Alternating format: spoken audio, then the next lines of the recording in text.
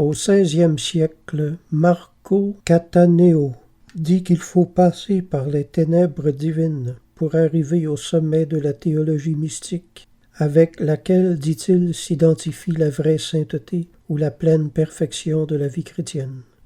Le vénérable Louis de Grenade, dans son traité de la dévotion, a écrit « La contemplation qui vient du Saint-Esprit, sagesse savoureuse, qui, avec l'amour de Dieu, nous unit saintement à lui.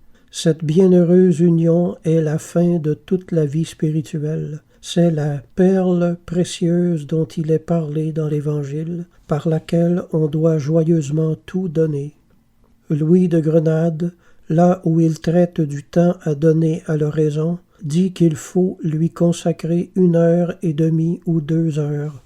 Dans le court traité de l'oraison, dans l'introduction voulant décrire la perfection de celle-ci, il décrit l'oraison infuse.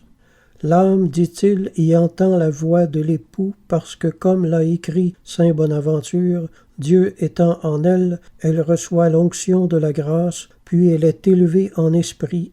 Élevée, elle contemple, contemplant, elle aime, aimant, elle goûte, et goûtant, elle repose en Dieu. L'oraison parfaite est ainsi une Pâque de l'âme, un baiser de paix, un sabbat spirituel. Elle est le remède pour les infirmes, la joie pour les affligés, la force pour les faibles, la récompense des justes. Elle est la porte royale pour entrer dans le cœur de Dieu. Elle contient les prémices de la gloire. Elle est une manne pleine de suavité. Elle est comme l'échelle que vit Jacob pour s'élever de la terre au ciel. C'est de cette oraison que nous voulons traiter. Il s'agit bien de l'oraison infuse. On le voit mieux encore par ce qui suit. Dans l'oraison, l'homme est spirituellement transfiguré. Il y reçoit l'inspiration du Saint-Esprit. Et plus il s'unit à lui, plus il participe à sa lumière, et plus il devient parfait et semblable à Dieu. Si nous n'y mettions pas obstacle, nous recevrions bien davantage, comme on reçoit d'un foyer de lumière et de chaleur, dans la mesure où l'on s'en approche. Aussi, dit-il, dans le psaume 33, « Approchez-vous de Dieu et vous recevrez sa lumière. » C'est à cette contemplation infuse que dispose la méditation, unie à la mortification intérieure et extérieure. Il y a beaucoup de choses que tu ignores, si tu n'es pas passé de la science à la sagesse, qui donne une connaissance expérimentale de Dieu.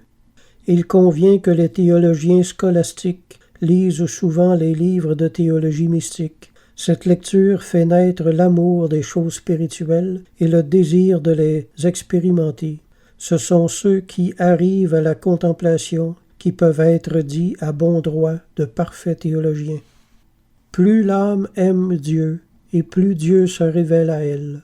Si l'on renonce généreusement au plaisir extérieur, on commencera bientôt à goûter quelque chose de l'éternelle douceur.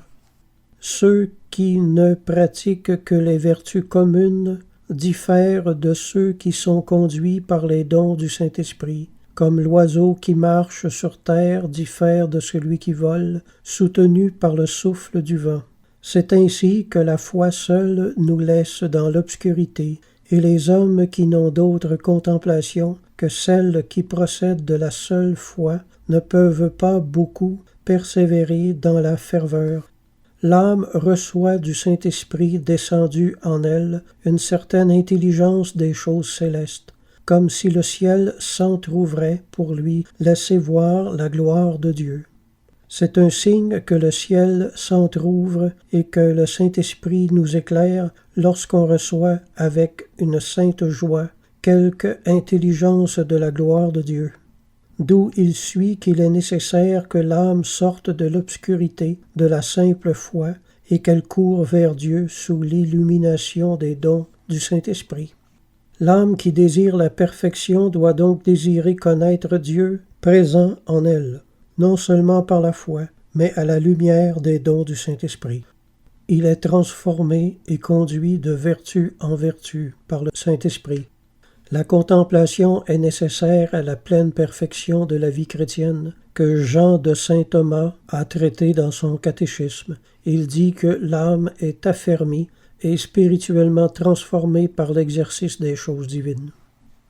Il dit que nous devons tous la désirer, qu'on peut la mériter, au moins d'un mérite de convenance,